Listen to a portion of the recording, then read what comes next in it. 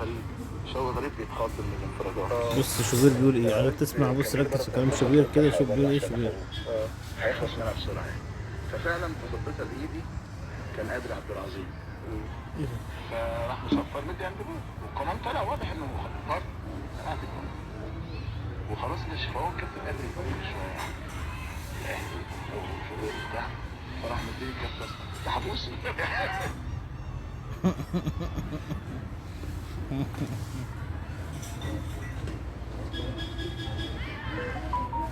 ادي موقف، بص لازم حاجات كتير قوي، ده حاجات كمان بسيطة، لازم يبقى فيه افكار.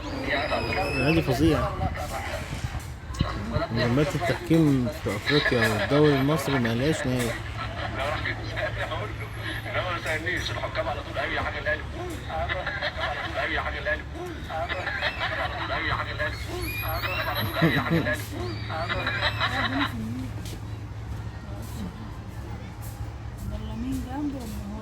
لحد سبب بص رضا عبد العال بيقول ايه، بص كابتن رضا عبد العال بيقول ايه. بتاعت النادي الاهلي دي من ايه؟ مش تيجي تبقى ثلاث؟ عرفتها؟ اه ايه؟ الصحافه والاعلام ده بتاعتكم دي؟ اه يعني نادي فظيع فساد. شفت كل ده ما عشان موجود في طول ما الاهلي موجود طول ما الرياضة فساد، ادي منظومة الرياضة في الدولة فساد. ودخلت 18 وعملت يا مصر لازم الاهلي ده عشان الرياضة فوق لازم يتصفى الاهلي ده لازم طبعا. افتكر ان هو قالوا له ايه؟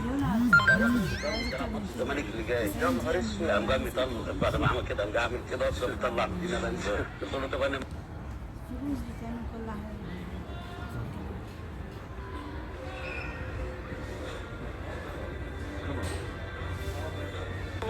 I was by myself. And I know that the referees sometimes support in small situations, always ugly. The same power for ugly is not the same power like for you. And this is a little bit, makes me a little bit angry because my team was playing very well. My team do have. لكن انا كنت سعيد بطلب النادي الاهلي حكام اجانب. هو مين اللي كان ممكن يطلب حكام اجانب؟ النادي الاهلي يطلب حكام اجانب؟ مع احترامي. مين اللي يطلب منشطات؟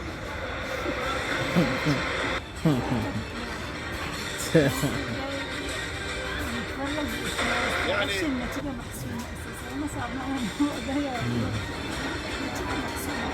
احنا في دوله اتعلمنا ان الاهلي لازم ياخد الدوري، يعني ما اعرفش، حاسس ان الحكام جايين هو غصب عنهم لازم ده قانون سيادي، لازم الدوري ده بتاع الاهلي ده حاجه كده. اتعلمنا ان الاهلي لازم ياخد الدوري، يعني ما اعرفش، حاسس ان الحكام جايين هو غصب عنهم لازم الاهلي يكسب.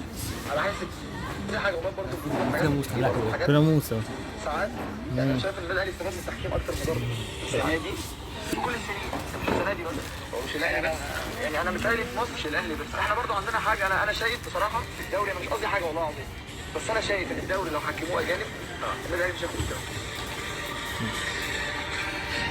الدوري اللي حكموه حكام بحق ربنا، الاهلي هيبقى زي اي نادي عادي، زي اي فريق عادي جدا، مش بالمنظر ده. حرام عليكم، خربتوا الرياضه، عرفتونا. يا ربنا بقى احترموا حقوق الناس شويه. بصراحه